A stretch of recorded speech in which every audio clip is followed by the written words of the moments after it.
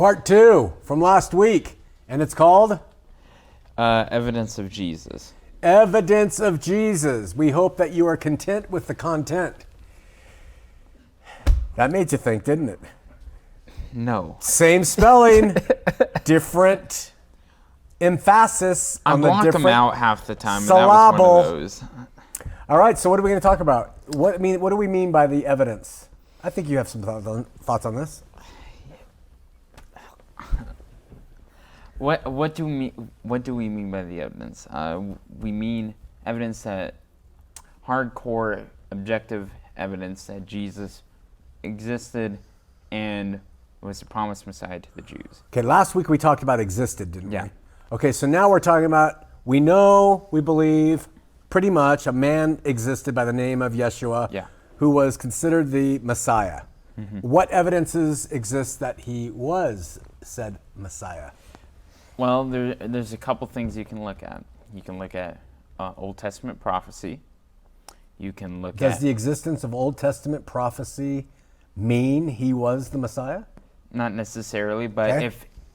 if there was a man named Jesus that fulfilled those prophecies... According to who? According to those prophecies. But if you knew that he did certain things that fulfilled the prophecy, then that pretty much shows that he's a Messiah. You can look at eyewitness testimony, which can be scanty, but if there's plenty of eyewitnesses, it helps solidify that evidence. You can. Do we have any fulfilled prophecy by Jesus of Nazareth that can be substantiated by records outside of the biblical text? Well, let me go ahead and pull up my sources. He's pulling out the pocket. There we go. phone. Now, I haven't looked at these sources in, let's say, a couple months. I thought you said a But- couple hours. A couple months. But look, we talked about Josephus last week, and I can go in and read that for you. Now, there was about this time Jesus a wise man, if it be lawful to call him a man. For he was a doer of wonderful works, a teacher of such men as received the truth with pleasure. He drew over to him both many of the Jews and many of the Gentiles. He was the Christ, and when Pilate, at the suggestion of the principal men among us, had condemned him to the cross, those that loved him at first did not forsake him, for he appeared to them alive again the third day, as the divine prophets have foretold these, and 10,000 other wonderful things concerning him, and the tribe of Christians so named from him are not extinct at this day. And I have 12 sources regarding Jesus. Okay, now wait. Who said that? Josephus.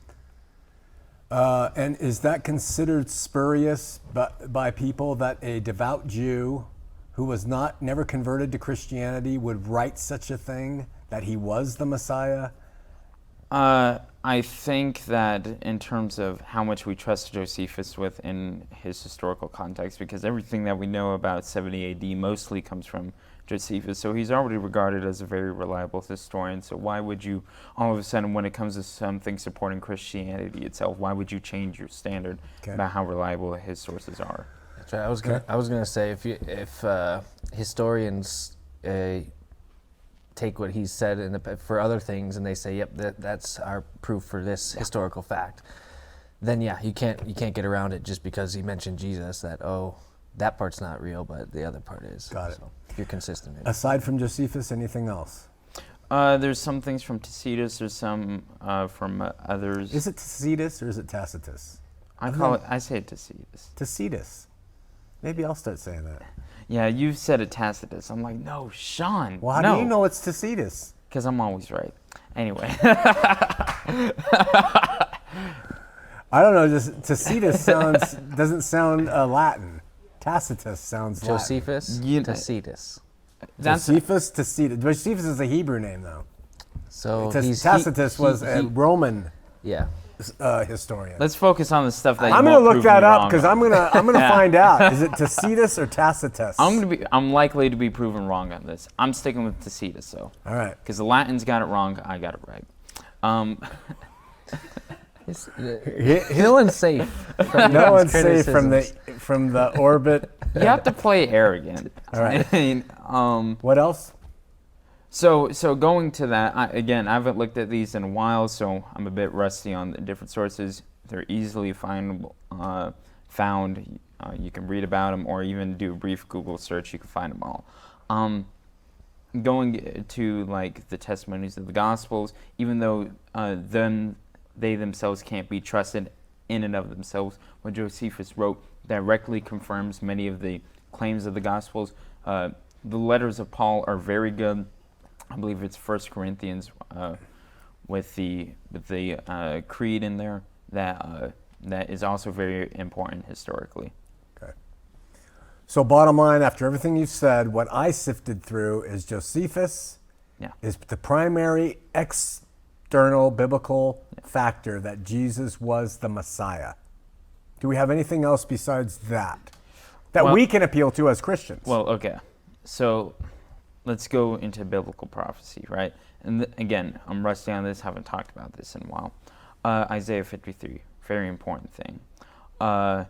And Jews disagree with this being a messianic prophecy. Same things with Psalm 22. Mm-hmm. So what Psalms 22 says, and something very interesting to me whenever I read it, is that in there it describes exactly what happened to Jesus hundreds of years before. And it even describes crucifixion before crucifixion was even invented. Crucifixion was invented by the Persians in 400 BC. Psalms was written before that. So it's very interesting if you go and read it in there. David describes, they nailed my hands and my feet, and they divided my garments among them, and so on and so forth. Isaiah 53 talks about the Lord's suffering servant and how he was pierced for our transgressions and crushed for our iniquities. And just all these prophecies, and you can get more into depth within your research of them, just go directly in line with Jesus. And it's very, very hard to say that if this man Jesus existed, and we can prove historically that there was at least suspicion of him doing these things, it's very hard to claim that all of these things were just coincidences. But what is easy to claim, and I'm playing the advocate you suggested I play before, the devil. Many people will say that, they took the Old Testament prophecies of the Messiah, and then those who wrote the Gospels 2, 3, 5, 7 decades after his life and death created the narrative that Matthew fit those prophecies into his Gospel as though those things happened in his life. But that's just internal evidence supporting internal evidence. And so what do you say to that? The issue with that would be a possibility if Josephus didn't confirm the reports of this and other historians. If there was confirmation of what someone already said, and they weren't Christians themselves, that strengthens the whole claim of the gospel and what is written in the Bible. And again, this is where Paul is also very important. Because although he was a Christian, he was not a gospel writer. And his letters, Paul undeniably existed, and those were his letters. He was the early founder of the church, directly claimed the essential claims of the Matthew, Mark, Luke, and John. Got it. Excellent insight by our young scholar. Anything else from anybody else? No, I've said so much already that I think I better let Ethan talk a little bit. May I say this, just for my own life, while I do appreciate those fulfillment of prophecies, and I do believe them, and I do appreciate Josephus and Tacitus, whoever that is, they don't matter to me as much as the internal evidence I have when he changed my life. And that's why, and I think it's important that if you've had the internal change by God through Christ, that is the subjective, most important piece of evidence you're going to have. And if it's wrong, then it's wrong. And I don't know what to say to that. But if someone goes from being a proud, arrogant, boastful sinner to a humble, broken, walking by the Spirit Christian, to me, that's better evidence than any of the other stuff, because I do believe this other stuff can be manipulated by the minds of detractors. But you cannot, as a detractor, question somebody's individual experience. Yeah. What do you say? I agree. You agree? I agree with that. I just say, as someone that likes debating and has been debating atheists for, I guess, years now, that it is very important to know the historical and scientific context of your faith in order to have proper discussions with people, because I guarantee it will not work from your subjective experience talking with atheists and stuff, and it proves you will be embarrassed in terms of argumentation. So let me go back to that, and I'll be the atheist. Okay. And let's debate, because I disagree with what you just said. I'll be the believer. You be the atheist, because you know their positions better. Well, subjectively, I had an experience with Jesus that changed my life completely. You want me to play the atheist? Yeah, play this devil's advocate. I'm just here to watch.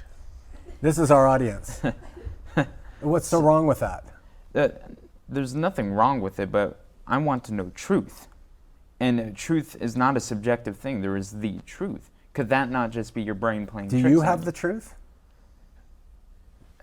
Through science and evidence, we can find truth, but not through subjective feelings. So these aren't feelings. These are actual changes that have happened in my life. But that's based off of your brain and your feelings, subjective. Because I haven't felt that. I know Christians who haven't had the same experience as you. What about the Muslim that changes? We could take someone like... Exactly. What about the Muslim that changes? Hold up. Let's take someone like Malcolm X, who was in prison and claimed to see a vision of Muhammad, and totally changed his life around. Okay. Is that the same as Jesus?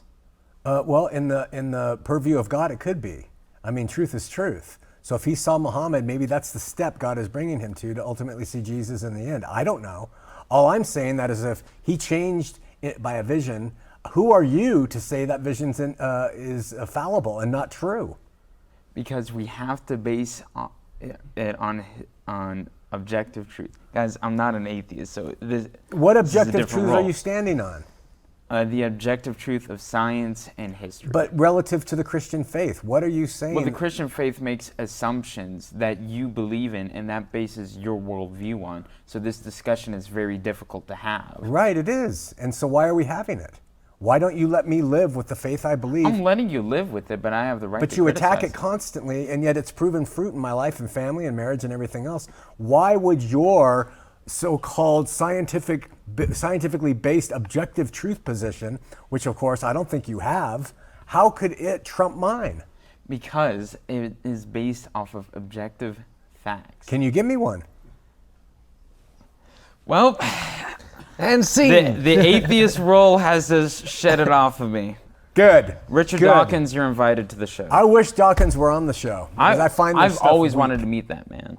Is he dead now? Mm-mm. Oh, well. He's still alive. He looks dead, but he's alive. Okay, we're going to wrap it up quickly because next week we're going to do a Q&A show, comments that you guys have posted for Kat. Join us for that. Out.